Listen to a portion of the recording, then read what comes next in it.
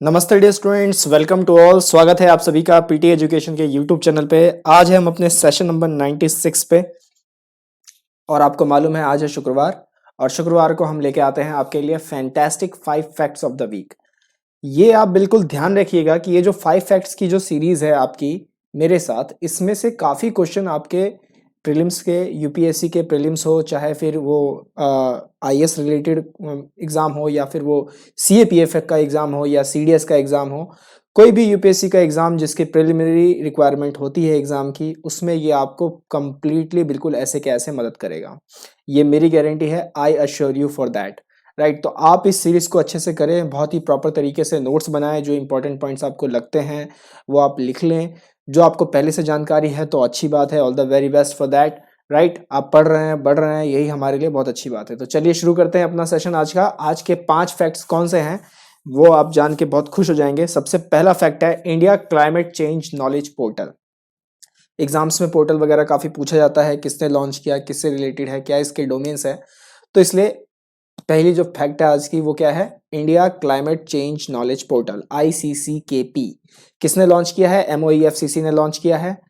क्या कहा है लॉन्च करते वक्त कि it will be a single point information resource on different climate initiatives taken by various line ministries. तो एक सिंगल पॉइंट इंफॉर्मेशन रिसोर्स बनाने की बात चल रही है कि कौन कौन सी मिनिस्ट्रीज ने क्या क्या क्लाइमेट को लेके इनिशिएटिव्स लिए हैं। राइट, ये तो बिल्कुल तय था पहले से ही कि कोरोना वायरस जैसे ही एक बार पिक्चर से हटेगा तो क्लाइमेट चेंज को लेके लोग बहुत ज्यादा सीरियस हो जाएंगे। अभी कोरोना वायरस हटा नहीं है पिक्चर से, लेकिन उसके बावजूद भी क्लाइमेट चेंज को लेके दुनिया में काफी हलचल है और काफी हद तक लोग मानने भी लगे हैं आफ्टर यूएस इलेक्शंस कि ये एक बहुत बड़ा मेजर इशू आने वाला है, क्योंकि नेचर किस तरीके से आपको परेशान करेगी इसकी आप परिकल्पना भी नहीं कर सकते। राइट, तो इसको लेके काफी सारी मुहिम चलाई जा रही है। अभी हाल ही में बोला भी गया था, न्यूजीलैंड से रिक्वेस्ट की गई थी कि आप प्लीज क्लाइमेट इमरजेंसी आप लॉन्च कर दें। तो आज आपके लिए पहला सवाल बहुत ही प्यारा सवाल है, मुझे याद आ गया इससे, कि विश्व में सबसे पहला देश वो कौन था जिसने क्लाइमेट इमरजेंसी घोषणा की। राइट, बताइए मुझे कि विश्व में वो कौन सा पहला देश था जिसने क्लाइमेट इमरजेंसी अनाउंस किया। साथ ही साथ ये पोर्टल क्या बताएगा कि गवर्नमेंट क्या क्या स्टेप्स ले रही है, चाहे वो नेशनल हो चाहे इंटरनेशनल हो। बगल में आपको पिक दिखाई दे रही होगी, ये पिक वर्ल्ड बैंक की है। वर्ल्ड बैंक का भी एक ऐसा ही पोर्टल है, इंडिया के साथ कोलैबोरेशन है उसमें, climate change knowledge portal. Right, इसके क्या 4 कंपोनेंट्स है वही देख लेते हैं। इंडियाज क्लाइमेट प्रोफाइल, अगर आप इस वर्ल्ड बैंक की इस वेबसाइट पे जाएंगे तो आपको वहां पर पूरा इंडिया का क्लाइमेटिक प्रोफाइल दिखेगा फॉर द ईयर ऑफ 2099 तक, 2099 तक का दिखेगा। तो बहुत ही प्रोजेक्शंस उस पर किए गए हैं।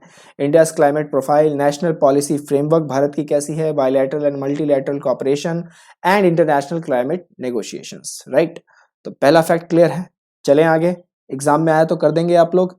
चलिए आगे बढ़ते हैं। Second, peacock soft shell turtle, scientific name Nilssonia hurum. तो ये आप देख सकते हैं कि ये एक पीकॉक टाइप का सॉफ्ट सेल टर्टल है। राइट, इनके बारे में अभी हाल ही में न्यूज आई थी। कहां पर पाए जाते हैं? तो भारत, बांग्लादेश और भूटान के ज्योग्राफिकल एरियाज में पाए जाते हैं। ऑमनीवोरस होते हैं ये। आईयूसीएन स्टेटस क्या है? वल्नरेबल। तो ये पॉइंट आप बहुत ध्यान रखिएगा कि आईयूसीएन स्टेटस इज वल्नरेबल। कहाँ पाए जाते हैं मेनली? तो रिवर्स में, स्ट्रीम्स में, लेक्स एंड पोन्ड्स में, मड और सैंड के बॉटम में, वहां पे पाए जाते हैं। क्या इनके साथ प्रॉब्लम है? तो इनको जो मेजर थ्रेट हो रहा है, ये काफी ज्यादा जो स्पीसीज हैं एक्सप्लॉइट की जा रही हैं इनके मीट के लिए और कैलिपी के लिए। तो कैलिपी क्या होता है? इनका जो ये आउटर रिंग वाला पार्ट आपको दिख रहा है, दिस इज नोन एज कैलिपी। तो लोग इसको भी खाना पसंद करते हैं, तो इसके लिए इस स्पीसीज को काफी एक्सप्लॉइट किया जा रहा है। तो ये थोड़ा सा लाइमलाइट में आ चुका है। तो ये ध्यान रखिएगा, पीकॉक सॉफ्ट शेल टर्टल, और साथ ही साथ आईयूसीएन स्टेटस तो बिल्कुल ध्यान रखिएगा, vulnerable. Right, India, Bangladesh and Bhutan, यहाँ आपको फंसा के म्यांमार भी दे सकते हैं, तो बिल्कुल बच के रहिएगा। नेक्स्ट बात करते हैं XP100। 100 is an octane number. तो इंडियन ऑयल ने लॉन्च किया है world class premium grade petrol in the country. इससे पहले XP99 की सीरीज थी जो हिंदुस्तान पेट्रोलियम ऑयल लिमिटेड के थ्रू थी। This premium grade petrol was launched across 10 cities, 10 शहरों में से लॉन्च किया गया। तो इसमें जो 100 है ये क्या शो करता है? This is octane. यहाँ पे आप पिक में देख भी सकते हैं, XP100 India's first 100 octane premium petrol from Indian Oil. तो ऑक्टेन नंबर क्या होता है sir? Octane number is a measure of resistance of fuels to knock or to ignite prematurely. तो ऑक्टेन नंबर एक तरीके का रेजिस्टेंस है, फ्यूल्स के अंदर रेजिस्टेंस नापने के लिए काम आता है, इग्नाइट करने के लिए इग्निशन के वक्त पर। जितना ज्यादा इसे माना जाता है तो फ्यूल जो है उतनी ज्यादा स्टेबल होता है, बिल्कुल अच्छे तरीके से वो इग्नाइट करता है।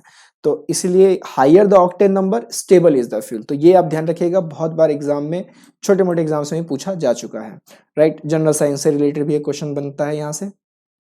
नेक्स्ट चौथे फैक्ट पे आते हैं अपने। चौथा फैक्ट है हमारा इंडियन एनर्जी एक्सचेंज, IEX। बगल में आपको इनका सिंबल दिख रहा होगा, लोगो दिख रहा होगा।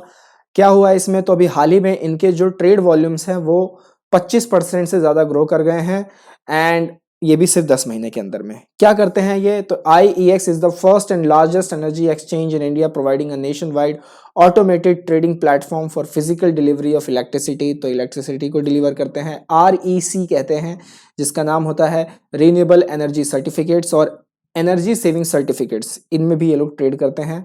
कौन रेगुलेट करता है इस अथॉरिटी को, तो this authority is regulated by central electricity regulatory commission, CERC। तो ये आप ध्यान रखिएगा। साथ ही साथ इनको एक दूसरा एक्सचेंज है जो मॉनिटर करता है, जो हेल्प करता है, असिस्ट करता है, that is power exchange India limited, जिसे PEI कहा जाता है या PEX भी कहते हैं। तो ये आप ध्यान रखिएगा, पावर एक्सचेंज इंडिया लिमिटेड। और रेगुलेटरी का ध्यान आप बिल्कुल रखें, क्योंकि स्टेटमेंट बना के पूछा जा सकता है। जैसे कि मान लीजिए मुझे ही अगर आप बोलें कि इस पे क्वेश्चन बनाना है, तो मैं सिंपल सा पहला स्टेटमेंट ये देना चाहूंगा कि IEX is an authority which deals in electricity only। ये पहला, which deals in electricity only, right। दूसरा स्टेटमेंट मैं देना चाहूंगा, it is monitored by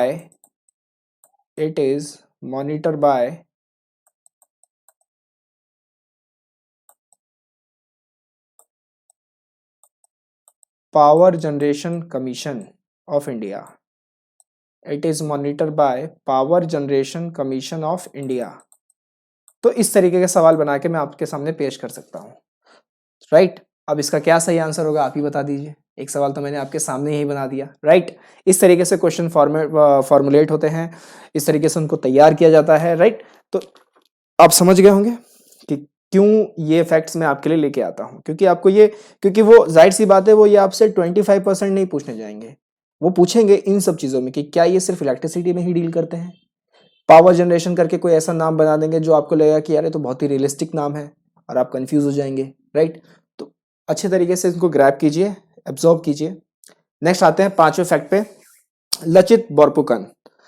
कौन है लचित बोरफुकन, और इनके नाम पे 24 नवंबर को लचित दिवस भी मनाया जाता है।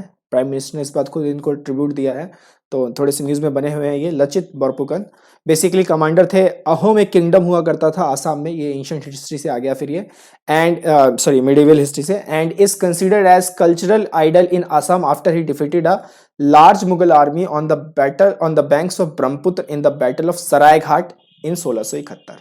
तो बैटल ऑफ सरायघाट याद रखिएगा 1671 में हुआ था। वहां इन्होंने बड़ी सी मुगल सेना को हराया था। कमांडर थे किसके, अहोम किंगडम के, जो कि असम की एक किंगडम थी। किसको डिफेंड कर रहे थे, गुवाहाटी को डिफेंड कर रहे थे ये। और फिर इसके बाद Lachit was appointed as Borphukan. तो इनको बोरफुकन जो है अपॉइंट किया गया था। बोरफुकन मतलब क्या है यहाँ पे, what is mean by Borphukan, तो Borphukan is a position with executive and judicial powers, right. तो this is a position which is embedded with executive and judicial powers। और किन्होंने इनको अपॉइंट किया था, तो चक्रध्वज सिंघा, ये उस वक्त अहोम के साम्राज्य के राजा थे, तो उन्होंने इनको अपॉइंट किया था। लचित दिवस 24 नवंबर, ये ध्यान रखिएगा, राइट। तो एंशिएंट हिस्ट्री से भी हमने आज एक फैक्ट उठा लिया जो भी ट्रेंड में चल रहा था। तो कौन कहती है कि हिस्ट्री में करंट अफेयर्स नहीं होते, राइट। करंट अफेयर्स उसमें भी होते हैं। तो ये 5 फैक्ट थे, फटाफट देख लेते हैं एक बार quick review. ICC-KP, next peacock soft shell turtle, Nilssonia hurum, XP100 octane number, right, Indian Energy Exchange, and finally Lachit Borphukan. तो आज की तरफ से मेरे साथ इस सेशन में इतना ही। हम मिलेंगे कल बहुत अच्छे सेशन में। हम कल जानेंगे पार्लियामेंट्री कमिटीज के बारे में, तो सेशन मिस मत कीजिएगा। और फिर मैं आपको कुछ बहुत अच्छे से MCQs भी प्रैक्टिस कराऊंगा।